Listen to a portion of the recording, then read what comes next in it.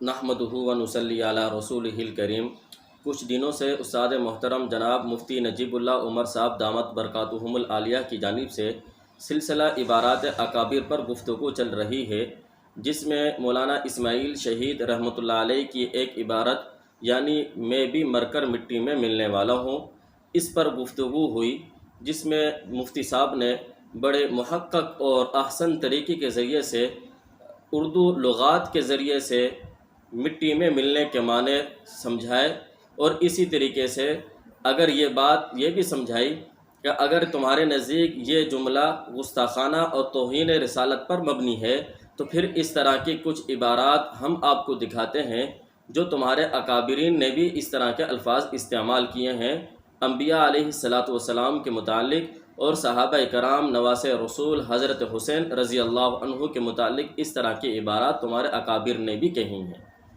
اب ہونا تو یہ چاہیے تھا کہ یہ اس حق کو تسلیم کر لیتے اور یہ کہہ دیتے کہ احمد رضا خان سے سب سے پہلے اس معاملے کے اندر غلطی ہوئی، وہ شاہ اسماعیل شہید رحمۃ اللہ علیہ کی عبارت کو صحیح معنوں میں سمجھ نہیں سکا، اور اس کے بعد جتنے لوگ آئے اور انہوں نے احمد رضا خان کی تقلید کی، احمد رضا خان کی مکھی پر مکھیاں ماری ہیں، لہٰذا اب جناب مفتی نجیب اللہ عمر صاحب دامت برکاتہم العالیہ کی جانب سے جب اردو لغات کے ذریعے سے یہ بات واضح ہو چکی ہے کہ مٹی میں ملنے کے معنی وہ گستاخانہ نہیں ہے بلکہ اس کا معنی دفن ہونے کے ہے، لہٰذا اب ہمیں اعتراض اس عبارت پر نہیں ہے۔ لیکن اب بھی کچھ لوگ ایسے ہیں جن کے اندر احمد رضا خان کا وہ چھوڑا ہوا کیڑا موجود ہے جو اس کو بیٹھنے نہیں دیتا اور وقتاً فوقتاً ان کو کاٹتا ہے، وہ پھر بھی اس بات کو صحیح اور حق سمجھنے کے لیے راضی نہیں ہیں۔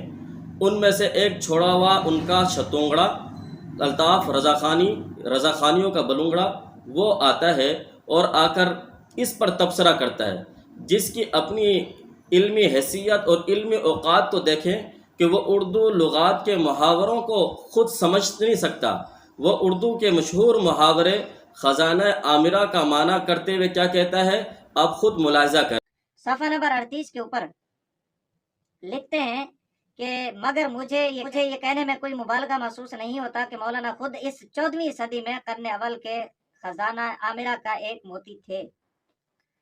قرن اول یعنی رسول اللہ صلی اللہ علیہ وآلہ وسلم کے زمانہ اور صحابہ کرام کے زمانہ کے جو بنی عامرہ، ٹھیک ہے، اور عام نہیں بلکہ ایک موتی تھے۔ آپ نے دیکھا کہ اس نے خزانہ عامرہ کا معنی یہ نبی پاک صلی اللہ علیہ وسلم کے زمانے کے اندر کوئی قبیلہ بنو عامرہ یہ سمجھا ہے، حالانکہ یہ اردو کا مشہور اور معروف محاورہ ہے جس کا معنی ہوتا ہے بھرا ہوا خزانہ۔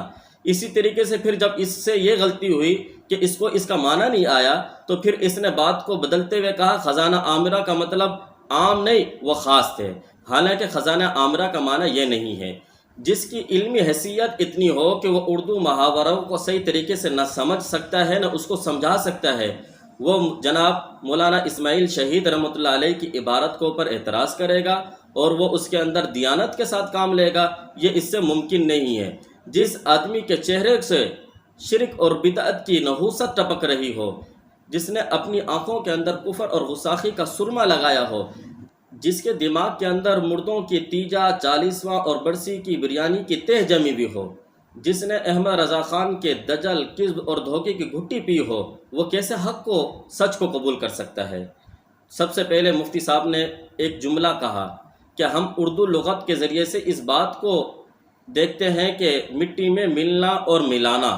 آپ مفتی صاحب کا یہ جملہ ملاحظہ کر سکتے ہیں، کیا کہہ رہے ہیں؟ لفظ مٹی میں ملنا، ملانا، اس طرح کے الفاظ یہ اہل لغت نے، اردو لغت والوں نے اس کو کس معنی میں لکھا ہے؟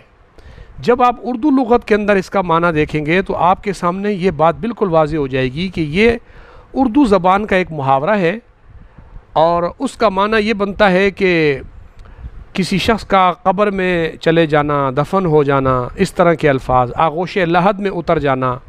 اور اردو لغات ان کے سامنے رکھی کہ مٹی میں ملنے کا معنی دفن ہونا، مٹی میں ملانے کا معنی، اس کا معنی بھی دفن ہونا ہے۔ آپ مفتی صاحب کا یہ جملہ، مفتی صاحب کی یہ گفتگو ملاحظہ کر بھی سکتے ہیں۔ اور پھر اس نے یہ بات کہی کہ مفتی صاحب نے مٹی میں ملانے کے معنی ذکر کیے ہیں اور ہمارا اعتراض مٹی میں مل جانے پر ہے۔ آپ اس کا جملہ دوبارہ ملاحظہ کریں. ہمارا اعتراض اس پہ ہے کہ مٹی میں مل جانا، مٹی میں مل جانا یہ الگ جملہ ہے اور اس پہ اعتراض ہے، اور یہی اسماعیل دہلوی نے تقویت الایمان نامی کتاب میں لکھا ہے. اس نے کیا کہا؟ ہمارا اعتراض مٹی میں مل جانے پر ہے. جس پر اعتراض ہے اس کو مفتی صاحب نے ذکر نہیں کیا، حالانکہ یہ اس کا سب سے بڑا جھوٹ ہے، اس کی مکاری ہے، اس کا دجل ہے، اور احمد رضا خان کے نقش قدم پر چلنے والی گفتگو ہے کہ احمد رضا خان جس طریقے سے حرکتیں کرتا تھا اس نے بھی وہی کام کیا. مفتی صاحب نے اپنی گفتگو کے اندر مٹی میں مل جانے پر حوالہ پیش کیا ہے، آپ بھی اس کو ملاحظہ کر سکتے ہیں. اس جواہر اللغات میں صفحہ نمبر 517 کے اوپر مٹی میں مل جانا اس کا ایک معنی لکھا ہے، جسم کا زیر زمین دفن ہونا. اس میں بھی یہ جملہ موجود ہے کہ مٹی میں ملنے کا معنی وہ جسم کا زیر زمین یہ دفن ہو جانا. کریں گے تو پھر میں ان کے سامنے مزید اور حوالہ جات رکھتا ہوں جو کہ مفتی صاحب نے پہلے پیش بھی کیے تھے. میرے پاس یہ کتاب ہے علمی اردو لغت، اس کے صفحہ نمبر 1345 کے اوپر مٹی میں مل جانا، مٹی میں مل جانا، دوبارہ کان کھول کر سنو، مٹی میں مل جانا یہ محاورہ ہے، اس کا معنی ہے دفن کرنا. دوسرا حوالہ آپ کے سامنے پیش کرتا ہوں، جواہر اللغات صفحہ نمبر 517، مٹی میں مل جانا محاورہ جسم کا زیر زمین دفن ہو جانا. تیسری میرے پاس یہ کتاب موجود ہے فرید اللغات اردو صفحہ نمبر 368، اس میں خاک میں ملنا. اب آپ یہ نہیں کہہ دینا کہ یہ خاک میں ملنا ہے اور ہمارا اعتراض تھا مٹی میں مل جانا. تو خاک اور مٹی دونوں ایک ہی چیز ہوتی ہیں، کیونکہ آپ کو محاوروں آپ کی تو علمی حیثیت ہی اتنی ہے کہ آپ محاوروں کو نہ سمجھ پاتے ہو نہ اس کو سمجھا سکتے ہو. تو اس میں لکھا خاک میں ملنا، یہ ایک محاورہ ہے جس کا معنی ہے مرنے کے بعد زمین میں دفن ہو جانا. چوتھا حوالہ میں آپ کے سامنے پیش کرتا ہوں، فیروز اللغات صفحہ نمبر 582، خاک میں ملنا یہ محاورہ ہے جس کا معنی ہے دفن ہونا. پانچواں حوالہ میں آپ کے سامنے میں پیش کرتا ہوں، اظہر اللغات، اس کے صفحہ نمبر 472 پر خاک میں مل جائے، اس کا معنی لکھتے ہوئے لکھتے ہیں دفن ہو جائے. چھٹا حوالہ میں آپ کے سامنے نور اللغات صفحہ نمبر 617 جلد 7، خاک میں مل جائے، اس کا معنی لکھا دفن ہو.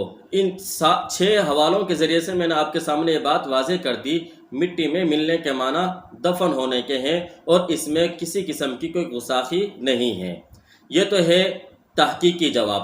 اور پھر دوسرا جواب مفتی صاحب نے وہ الزامی جواب دیا، اگر تم شاہ اسماعیل شہید رحمۃ اللہ علیہ کی اس عبارت کو گستاخانہ عبارت سمجھتے ہو تو پھر تمہارے اکابرین کی عبارات ہم آپ کے سامنے پیش کرتے ہیں، جس کے اندر تمہارے اکابرین نے بھی اس طرح کی عبارات انبیاء علیہ السلام اور صحابہ کرام میں سے نواس رسول حضرت حسین رضی اللہ عنہ کے بارے میں خاک میں مل جانا، خاک ہو جانا، فنا ہو جانا، اس طرح کے الفاظ ذکر کیے گئے ہیں.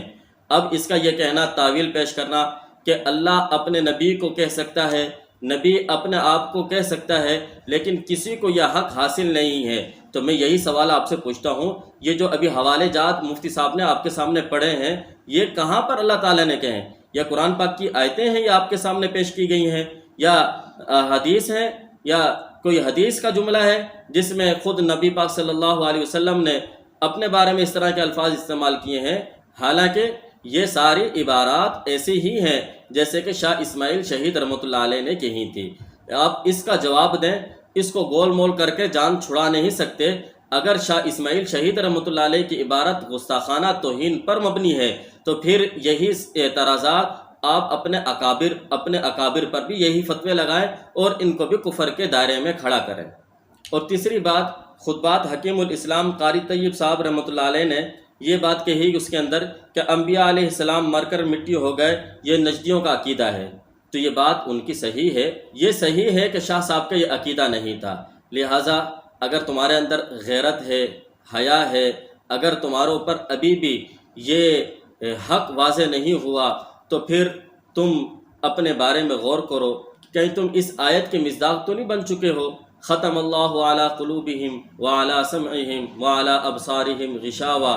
اگر تم اس آیت کے مصداق بن چکے ہو تو پھر ہم آپ کے سامنے جتنے بھی حوالہ جات رکھیں وہ اس کا کوئی فائدہ نہیں ہوگا، اس لیے کہ جن کے دلوں پر اللہ نے مہریں لگا دی ہوں، جن کے کان حق کو سننے سے عاجز آ گئے ہوں، جن کی آنکھوں کو حق نہ دکھائی دیتا ہو، تو پھر ان سے گفتگو کرنا فضول ہے۔ اللہ تعالی حق سچ سمجھنے کی، اس پر عمل کرنے کی توفیق عطا فرمائے۔ وآخر دعوانا ان الحمد للہ رب العالمین۔